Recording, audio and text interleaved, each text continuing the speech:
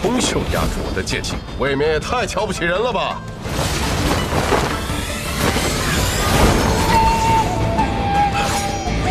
杨秀春风，你怎么会这门功夫的？这门功夫分明已尽，自然是我父亲教我的。当年我父亲是不是就是这样打败你的？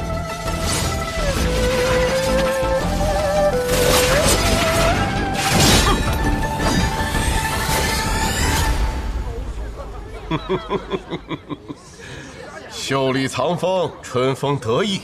当年你父亲用出来是那般的潇洒恣意，可是你用出来，却感觉满是禁锢。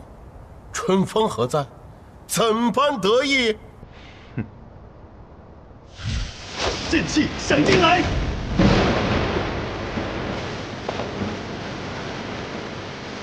师傅，打雷了。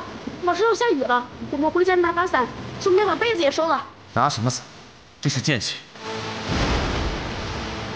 好强的一道剑气！这一道剑气小若惊人，到底是谁？该不会是他？不会，他的剑气凛冽阴寒，没有如此嚣张的气。该不会是雷鸣的剑吧？ 不管他是谁，只要和雪月城无关表。师傅嘀咕什么呢？走。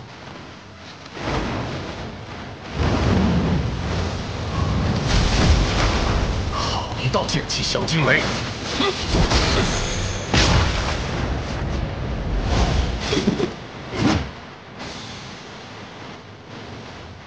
你想不拔剑胜我，那我便让你再也没有拔剑的机会。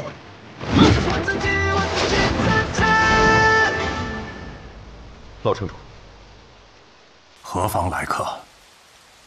天下无剑。天下无剑。他们中还有人活着？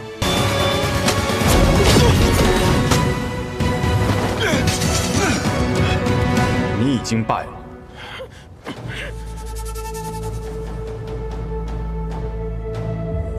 即便是你父亲当年站在这里，也不敢和我这样说话。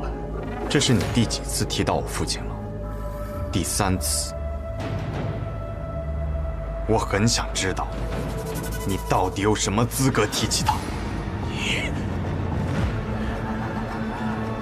不要逼我杀你！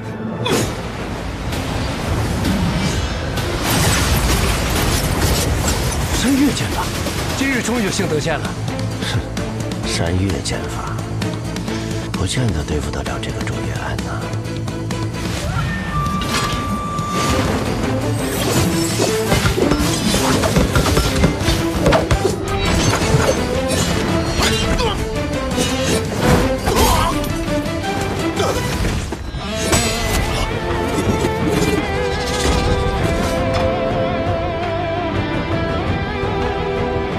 逆登山巅。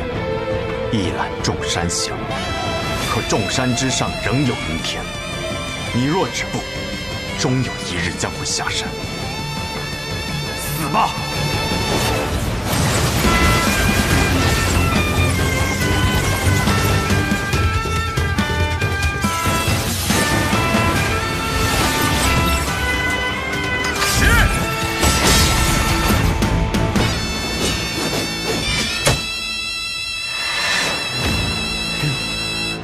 今日问剑，终于遇到了一位值得我拔剑之人。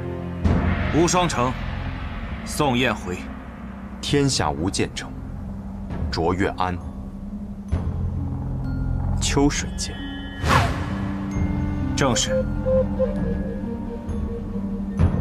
我父亲曾提起过你，听闻你年少时也满身傲气，觉得自己手中执剑可登剑道之巅。 一览众山小。你所创的这套剑法，虽称不上世上一流，但剑之气可称绝世。如今一剑，高山仍在，人已苍老，你的人已配不上你的剑。今日之后，恐怕这江湖上再也不会有剑山岳这号人物了。今日之后，顿武堂大长老之位就该换人了。你应该回去颐养天年了。此地交给我即可。我方才说过，无双城的人没有资格提起我父亲的名字，尤其是你，什么流水星云，破！什么东施气象，破！什么天下无双，皆可破！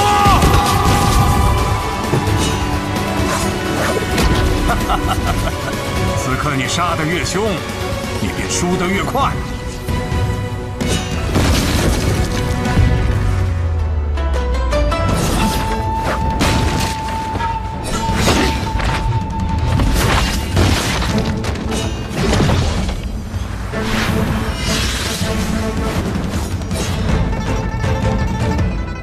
你败了。你想要我用杀人术，可我偏不用。今日我便用剑胜过你。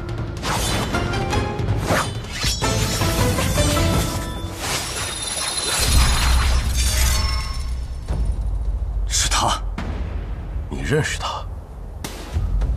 暗河执三鬼，苏沐雨。暗河，若真是暗河，那么这一切都可以解释了。剑长老，此话怎讲？难道说无双城与暗河还有什么牵扯？而且还与无间城有关？城主不必多问，都是些过往事了。啊，师傅，剑仙有些控制不住了。他只是看到了值得一战的对手，想要与其一战。只可惜你尚且年幼，不然这样的对手确实值得一战。师傅，那该怎么办？不必担心，要不了多久，他便会安静下来。小无双，待你长大之后，一定要带他去找值得一战的对手。老城主，这是要败了。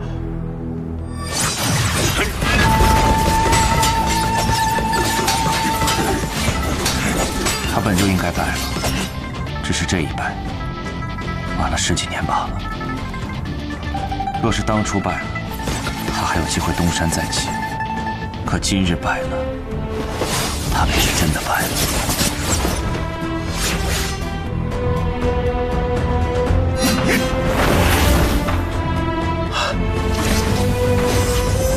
来了，老城主最强的一剑——成剑上九天，龙吟落黄泉。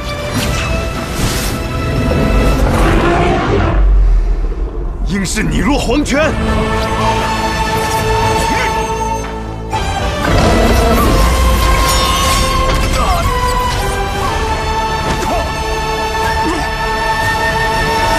结束了。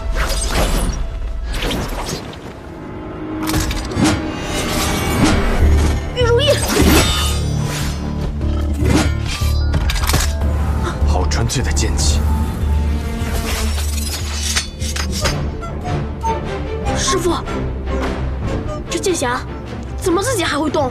方才并不是剑匣自己动的，是你自己在不经意间催动了无双剑匣。这2天，我只是教了小无双一些基础的内功心法。方才那玉如意是否改变了下方的战局？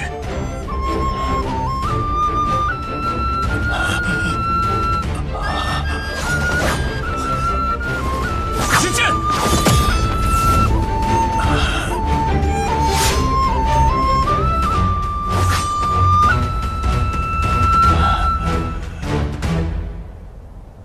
我现在杀气已退，剑势不在。你若此刻对我出剑，我必败无疑。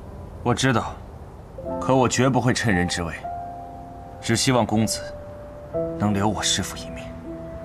留你师父一命？可你师父当年杀尽我无间城所有人的时候，可曾想过留他们一命？你说的没错，我师父当年的所作所为确实不可原谅。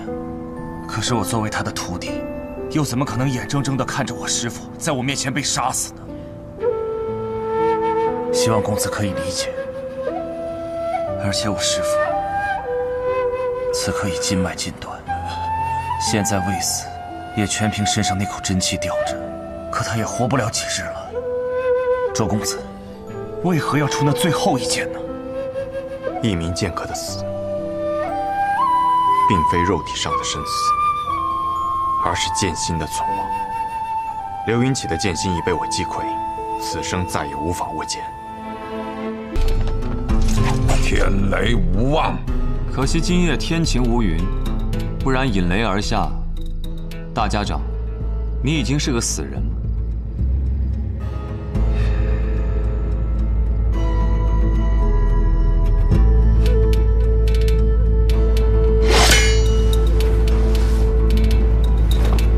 大家长，宝剑锋从磨砺出，梅花香自苦寒来。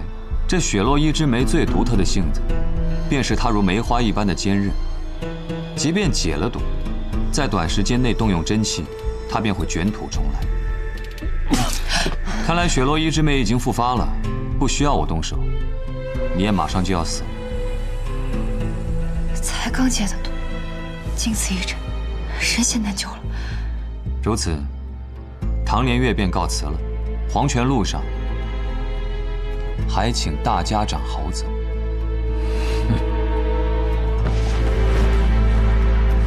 大家长，我们需要立刻闭起行阵。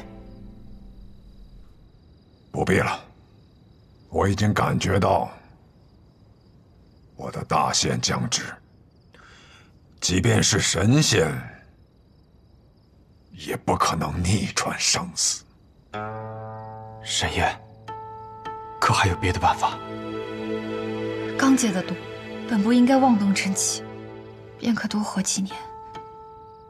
但方才，神医也不必自责，我本就罪孽深重，即便是到了地府面见阎罗，他也会觉得我是个无药可救之人吧。大家长，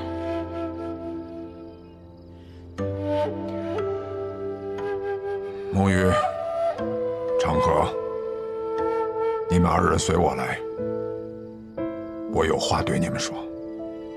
其他人在此等候。是。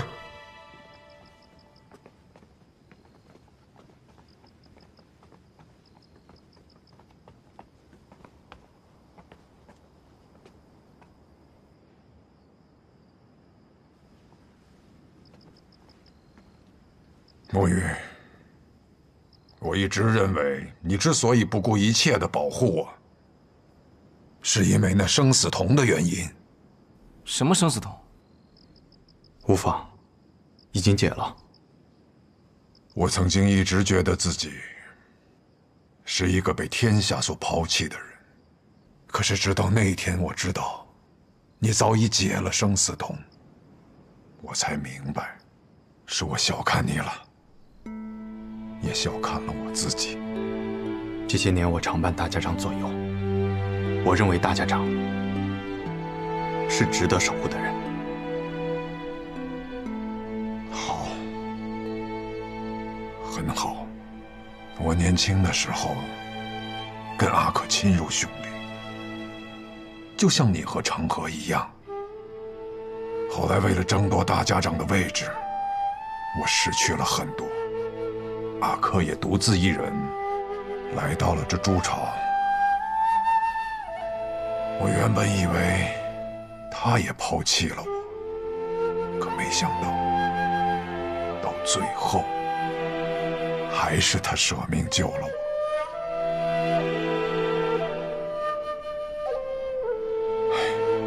只可惜，有些事情是不会改变的，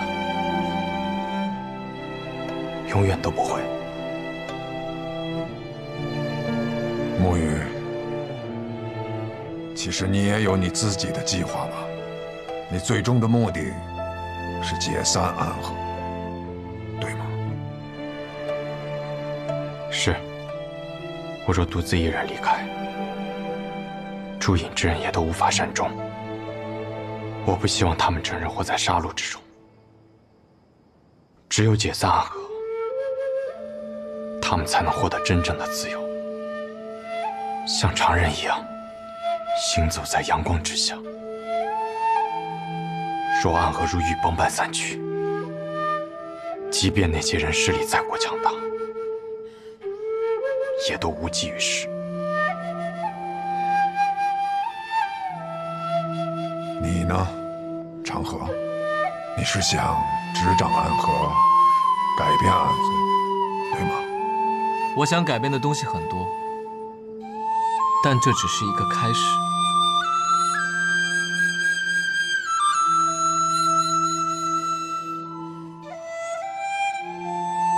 我可以把这柄剑交给你，虽然我更想把它交给沐雨。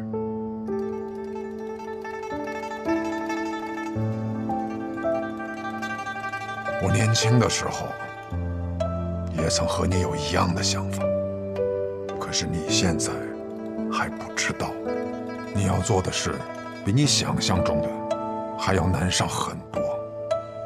你要打败的人，不仅是苏锦辉，也不仅是我，而是那些比我们要强大、要可怕数倍的对手。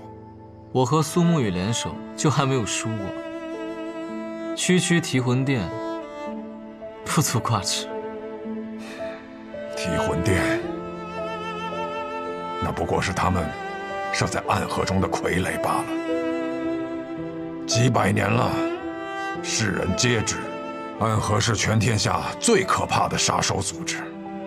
可是暗河的真相，就连暗河当中的刺客都不知道。所以暗河的真相究竟是什么？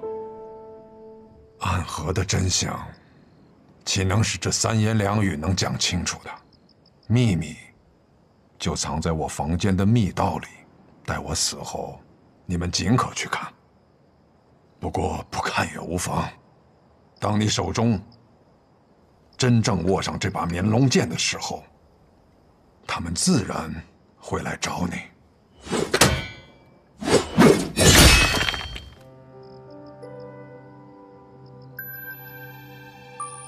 剑便交由你二人了。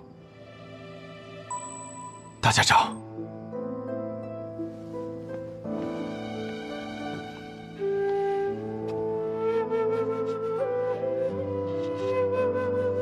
沐雨，我始终觉得，自从我当上大家长之后，虽然我拥有了暗河无上的权力和荣光，但我更像被三家所抛弃的孤魂野鬼。直到前几日，看到阿珂为我去赴死，看到你解除了毒术，却依然护我周全，我才明白，其实我并不孤独。沐雨，谢谢你这些年伴我左右。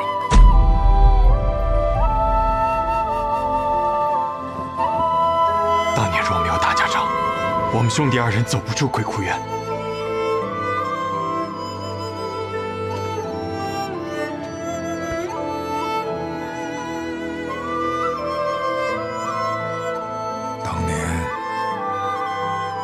只是想利用你们二人的力量罢了。大家长的目的和我们的结局，还有最后的选择，这都是不一样的事情。我学艺于暗河，学做人于我父亲。父亲教我的，便是情义第一。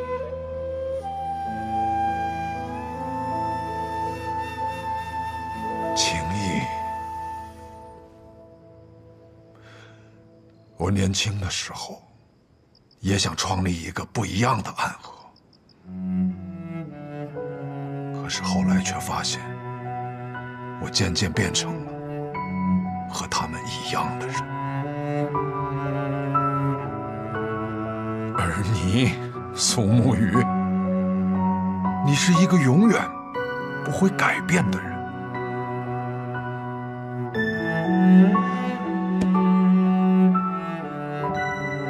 走吧，走吧。待你们走后，我会燃起一把大火，将我和这整间猪巢都一起焚为灰烬。你们不必多言，这是我自己的选择。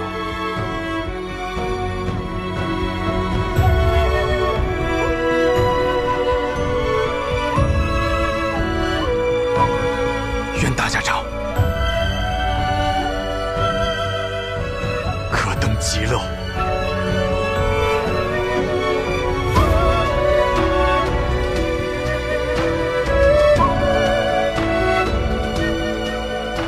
我以为你会劝我再去找神医治一治。每个人都可以有自己的选择，每个选择都有自己的意义。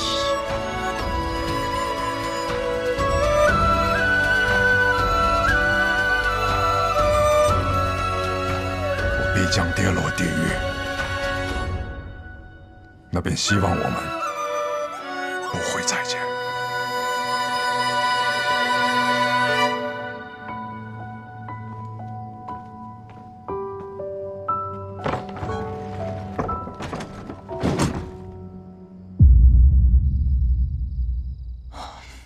怎么都这么久了还没有动静？老大该不会……有人过去了。大哥说了，等他消息。那么不管发生什么，我们都不可以妄动。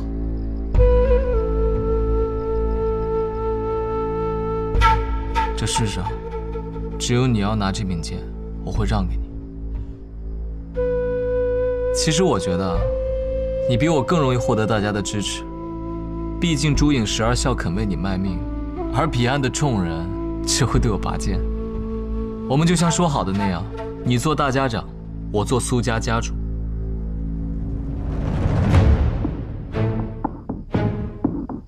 果然，就算我让给你，你也不会拿。你无时无刻不想离开这个地方，从此和暗河没有半点关系。那你又为何一定要留下来？因为不是每个人都像你一样无欲无求。有的人想做英雄，有的人想做侠客，有的人想家财万贯，有的人想名震天下。暗河其实很强大，我们聚在一起的时候，能实现和改变很多东西。我有野心，而他们亦有所求。与其浪迹天涯，不如握紧手中的剑，和那些想要主宰我们命运的人抗争到底。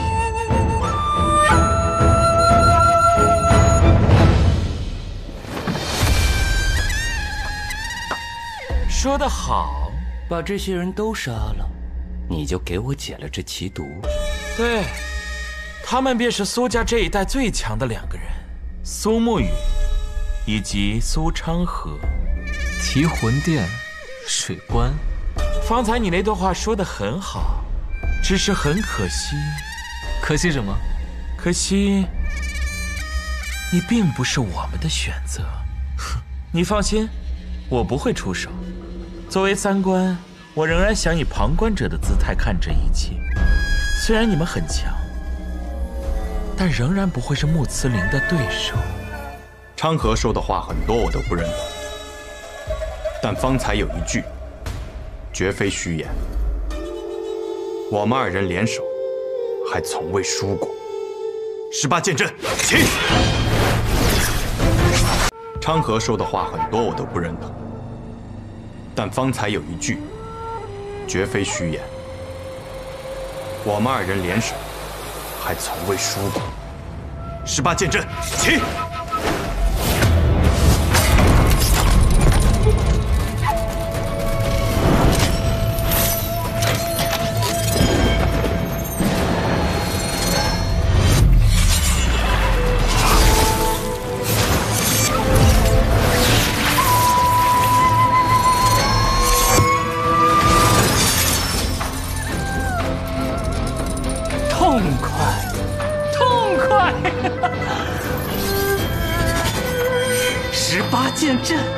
我生平一大恨，便是恨自己没有生于100年之前，不能与苏家高手苏18一战。没想到我被封进棺材之后，苏家便有了能重现18剑阵之人。你废话真多哎！我困于黑棺之中那么多年，自然有说不完的话，打不完的架。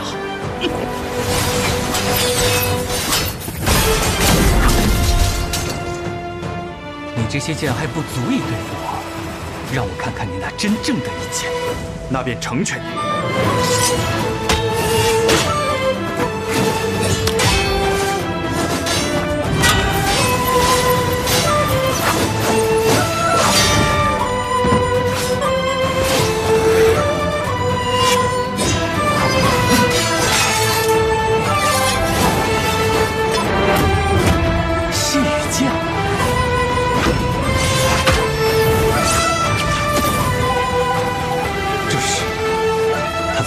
剑气，原来这便是阎魔掌的可怕之处。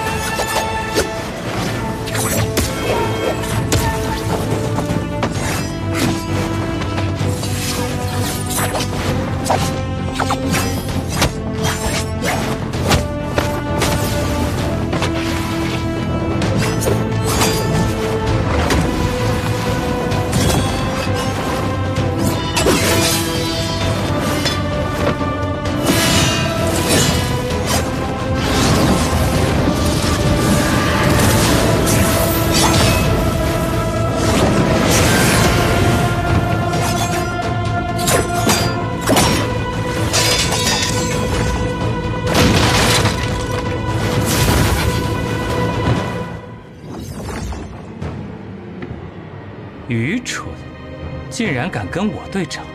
看看愚蠢的那个人到底是谁吧。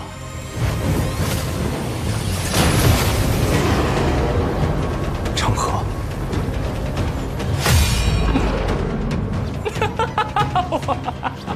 哎呀，没想到啊，这暗河之中除我之外，居然还有这般大逆不道之人啊！你居然也偷练阎魔掌了？什么叫偷练？按照现在的结果看，我这叫提前练。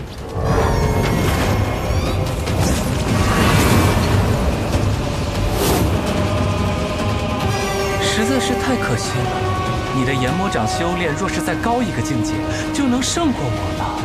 只可惜阎罗10殿，一殿一生死，你棋差一招。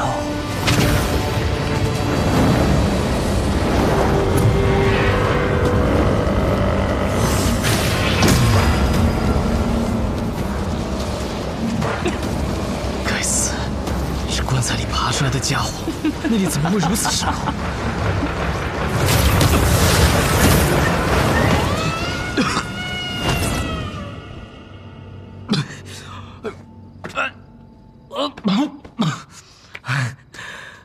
狼狈了。成河，你真的想带领他们走向彼岸吗？自然，虽然这只是一个开始。远离纷争，总是我的一厢情愿。既然命运如此，那便挥剑斩断。握住这柄棉蝋剑，成为第一个以无名者身份继任大家长的人。你终于想明白了，我们2个生来就是要与命运抗争到底的人。你说挥剑，那便挥剑，不死不休。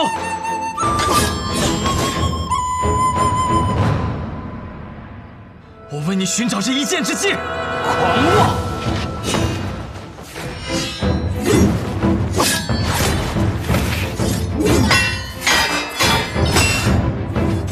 远，若只有出一剑的机会，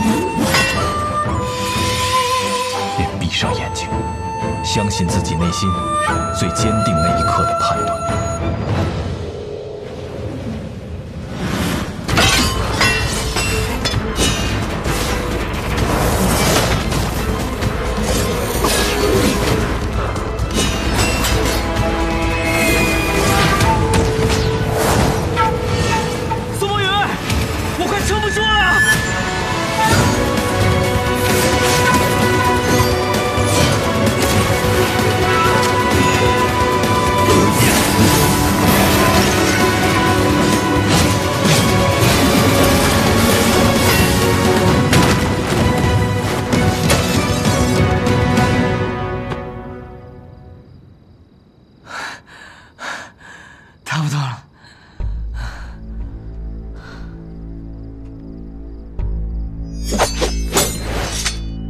方才那一剑伤了你的心脉，若你执意再战，必死无疑。你们两个叫什么名字来着？苏沐雨。老子苏长河，哼，很好，一听就是要名扬天下的名字。我们还会再见的。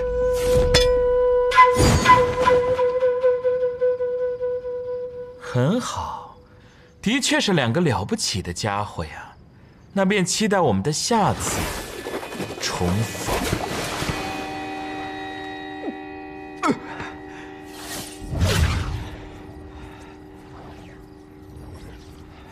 苏沐雨，你如果真的不想当，那我们之前的约定就算作废了。至于你说的那些幕后势力，我也很快就会将他们连根拔起。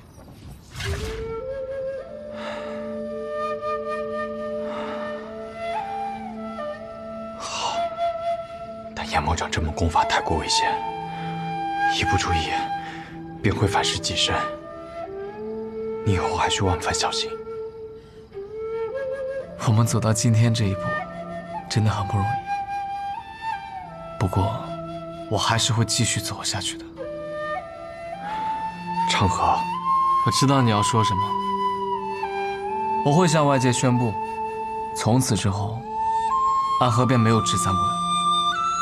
我会铲平提魂殿，这样就不会有人下达追杀你的手术。那些你想要带走的家人也是一样。你说过你喜欢南安，我在南安城置了一处大宅，是我这些年偷偷攒钱买的。你到南安城去找守月钱庄的掌柜的，他会把地契给你。院子的地下埋了1万两白银，你若是没钱了，就拿出来用。以后每年秋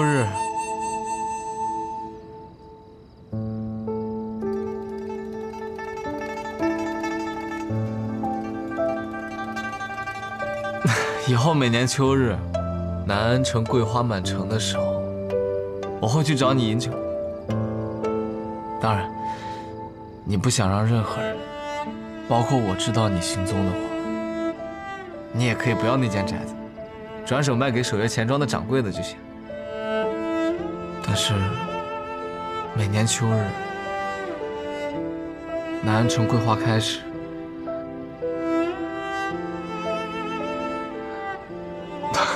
我还是希望能与你重逢一日。长河，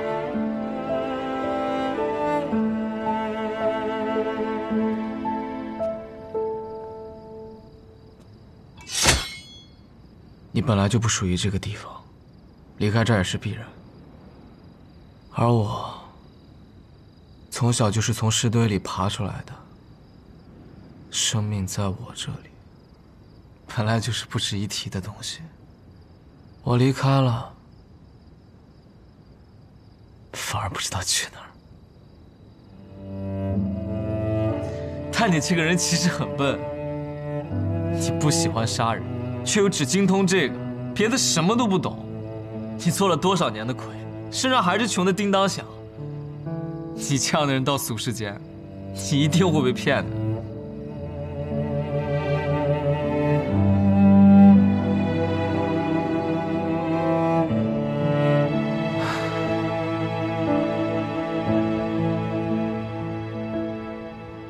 再见，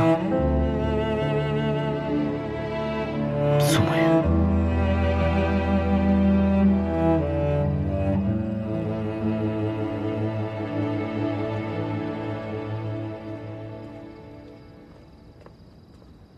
你说我笨，但你其实也很笨。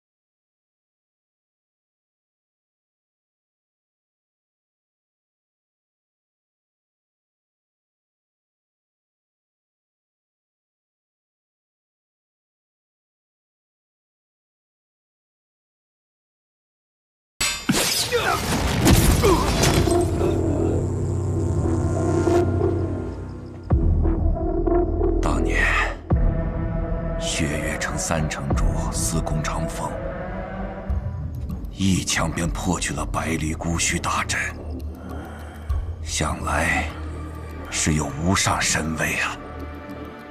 我一刀挥下，却只能见面前3尺清净。这一仗打得真是艰难啊！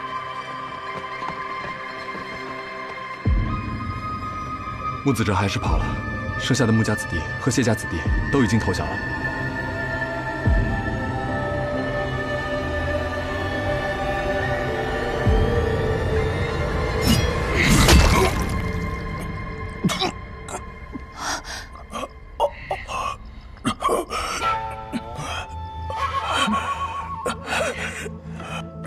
这究竟是怎么回事啊？3家已成过往，新的暗河即将走向彼岸。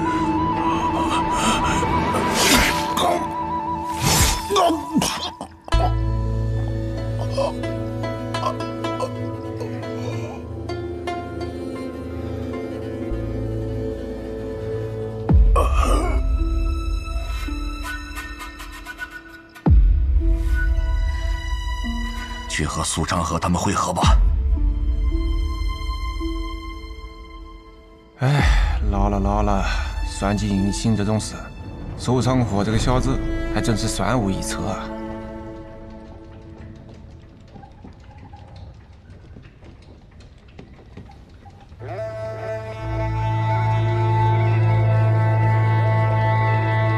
你做了一个可怕的决定，大家长。我已经不是大家长了。我姓过穆，也姓过苏，却从未能走出过这片河。或许这样的变革能够带来新的暗河，能够成为这个天下不一样的那个影子。天真呐，影子就是影子，走不到光明的地方的，那我便看看。只是大家长，无论结局如何，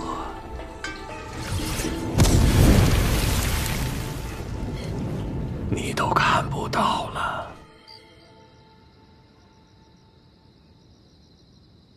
苏家苏昌河得先任大家长认可，赐绵龙剑，即今日起任暗河大家长之位。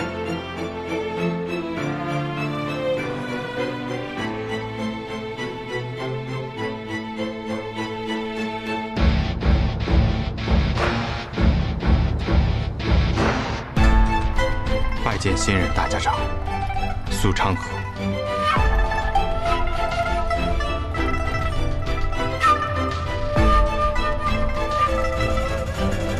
拜见大家长。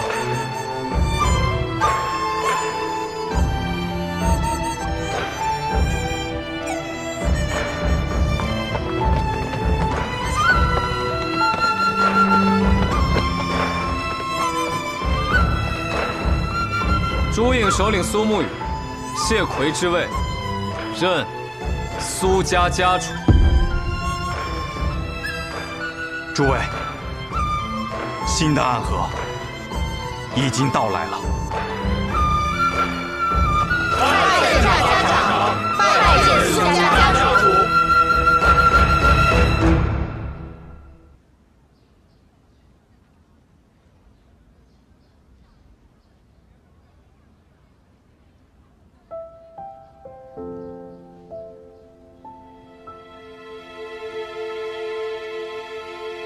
唐林月，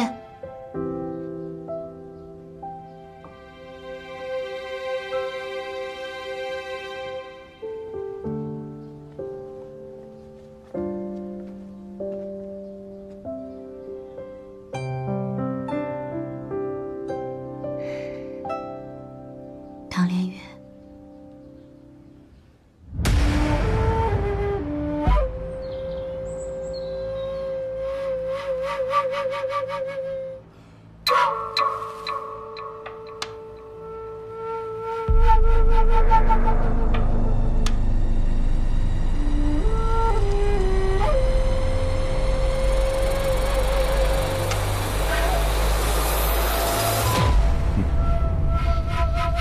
这棋局，看来已是必死之局。所言尚早啊。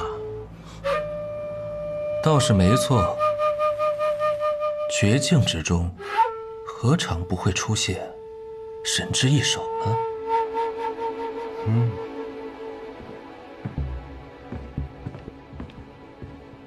宗主，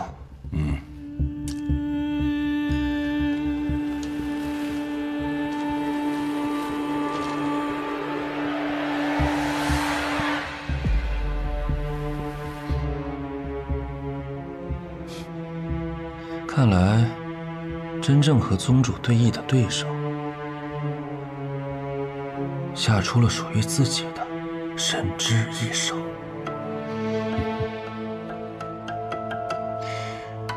两个年轻人，居然，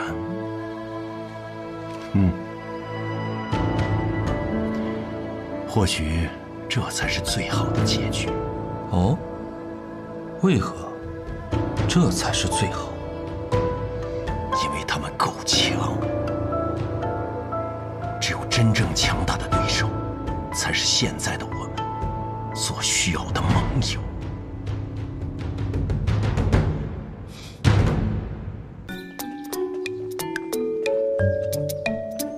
城主，这位姑娘便是雪月城的二城主李寒衣。雪月剑仙，想必你就是当时负责医治暗河大家长的神医了。没想到就这般年轻。你就是那个创出了夜袭花尘剑法，能一剑引来漫山茶花的雪月剑仙。是。你手中的这个就是藏于昆仑山之中，能一剑冻出天边晚霞的人间第一寒剑天马冰河。这剑如何，得看握剑的人如何。我怎么觉得这一幕有点眼熟呢？传说中的月溪花尘，该是怎样的人间盛景啊？能否让我一饱眼福？神医，剑仙不会随意出手，他们一出剑，便能引来满城风雪。是，我不会随意出剑的。可是我遇到了你，或许我会随时出剑。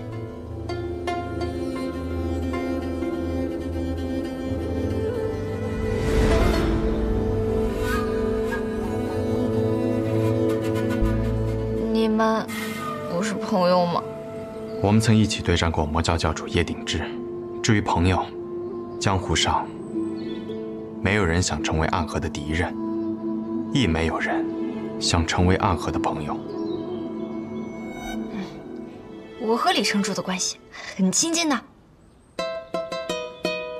我乃药王新百草的小师叔，你家三城主司空长风，曾在我药王谷中学艺，算是小百草的半个徒弟吧。说起来，这司空长风得叫我一声师叔祖。神医还真是活学活用啊！没想到神医这么年轻，竟是药王的小师叔。如假包换，失敬了。哎，不敢当，不敢当，就是辈分太高了，搞得大家都以为我很老实的。其实啊，我阿娘是镇西侯府世子妃温洛玉的亲姐妹，你家大城主百里东君是我表哥。师兄是你表哥？我们是一家人。你留下来，一起吃个饭吧。走。嘿。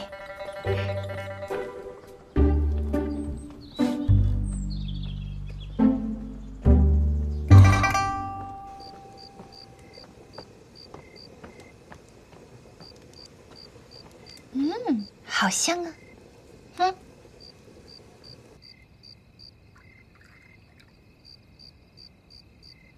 神医的酒量很好。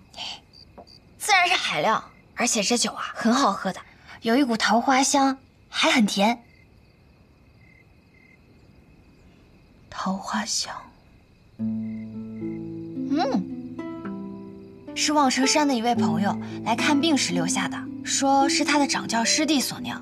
他的那个掌教师弟的剑法，如今啊在江湖上传得神乎其技。虽然他的剑法我没有见过，但是他这酒确实酿得不错。这酒好喝，好喝。李姑娘虽容颜绝色，却冷若冰霜，好似对什么都没有太大的兴趣。还以为只会说一句还好，没想到竟会直接的夸赞。看来这酒啊是真的不错。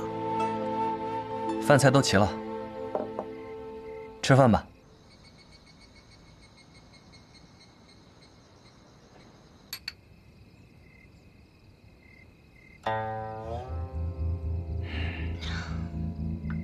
我知道李城主为何来此。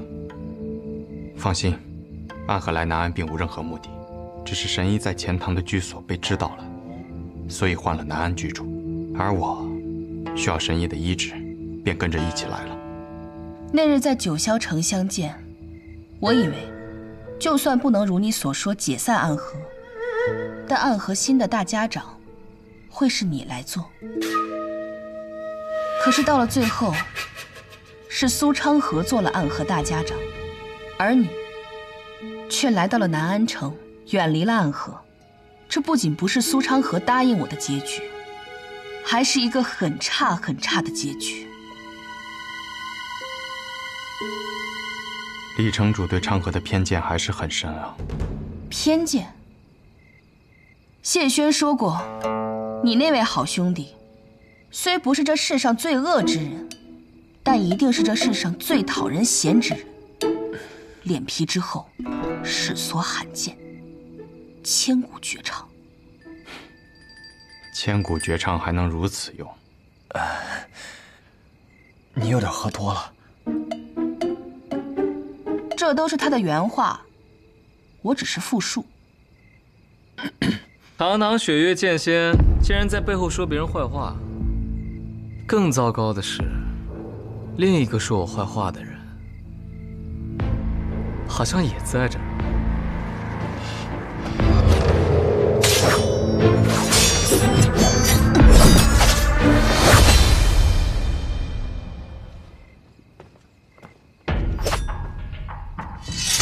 剑仙之剑，浅尝辄止。再次相见，要叫你一声大家长。雪月剑仙客气了，叫我小长河也行，亲切。你欺骗了我，我决定要在这里杀了你。我本就不喜欢长风的决定，暗河这样的组织，根本不用存在于江湖之上。苏沐雨当大家长就可以存在，我一当就要斩草除根了。哼，看来我在江湖上的风评真的有点太差了。你的代号就是你在江湖上的风评，送葬师。难道你觉得有哪个字眼听起来吉利吗？曾经的暗河或许没有存在的必要，但我们想建立一个新的暗河。新的暗河，不再为杀人而活，不再活在阴影之中，还能行走于江湖之下的暗河。你们想如何改变？这就是我们的事情了。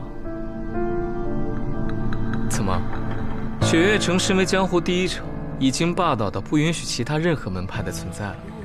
我本就懒得管，也不想管，只是答应了长风罢了。就当是你们给了我一个承诺，若之后的暗河还如之前那般，苏长河，留好你的脑袋，我会来取。那苏沐雨的呢？他的头呢？为什么单单只取我的啊？也一并取了。呵呵。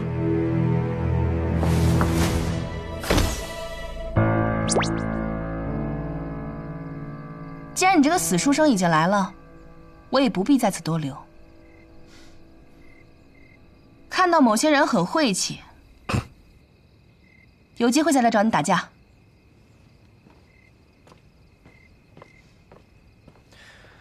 原来是找我打架的呀，那还是不见了。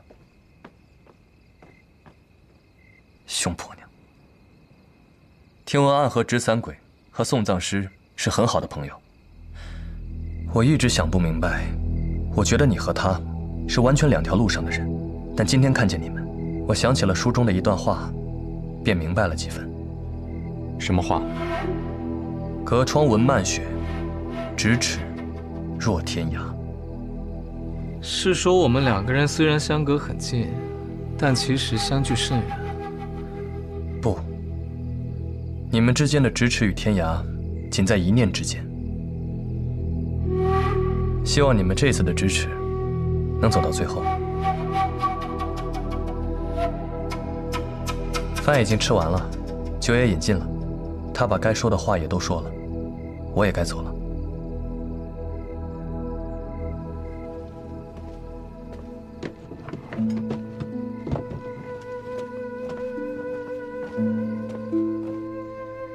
你知道当初为何几位家主完全无视暗河的规矩，却依然要抢到这绵龙剑，才敢称登大家长之位吗？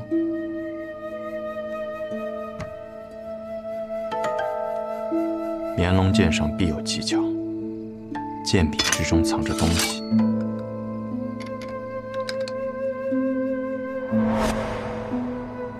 黄泉当铺。世上最神秘的钱庄和世上最神秘的杀手组织，他们之间存在什么样的秘密？我只知道黄泉当铺里放着好东西，很好很好的东西，值得我们去探一探究竟。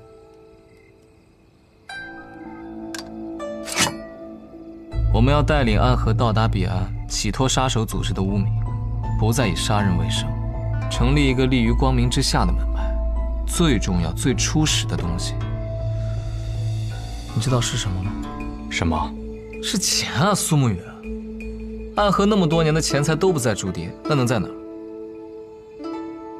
自然是这黄泉当铺。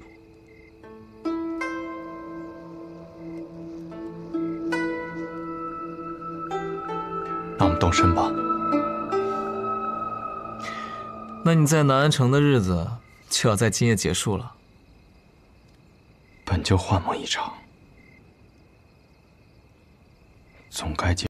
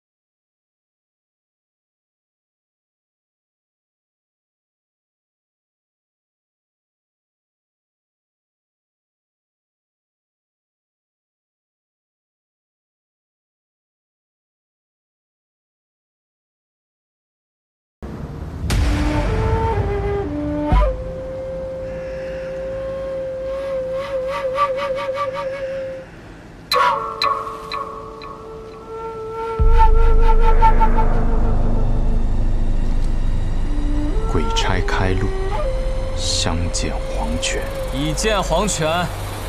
鬼差何在？纸伞碧阳，黄泉的鬼差身上果然是一股阴气啊，看起来比我们暗河还要渗人。主人派我等在此等候许久了，暗河大家长。素闻黄泉的主人神通广大，居然早就猜到了我们要来此。那便还请大家长和苏沐雨家主上船。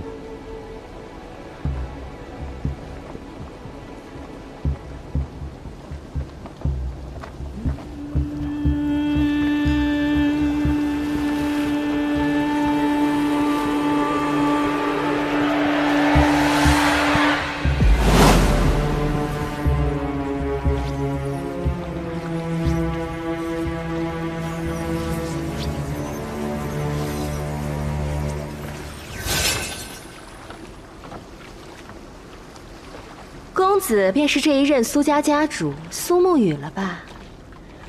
公子长得真是俊秀啊！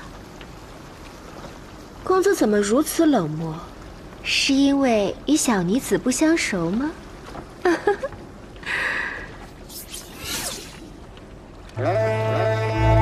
这样，公子可愿多说一些。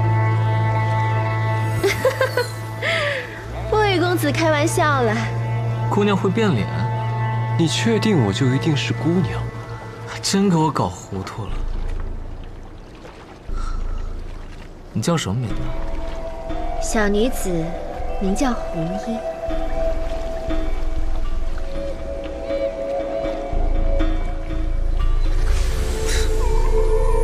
见了鬼了！穆家也会易容术，但和这红英比起来，相距甚远啊。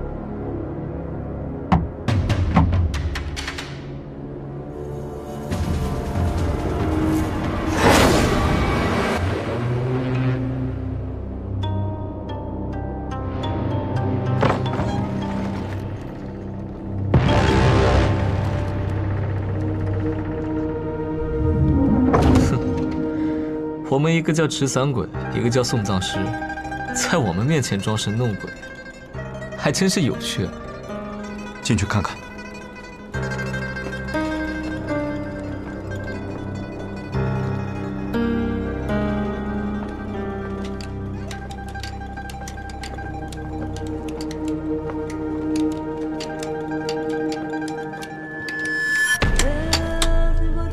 哎，你就是这黄泉当铺的主人？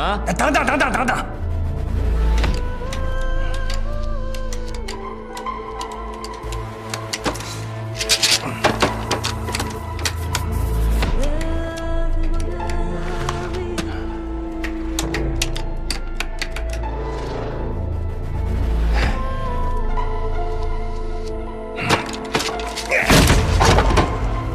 算不清楚，不算了，把他们都给我杀了！掌柜的所言可是当真？杀了，一了百了，死不认账！遵命。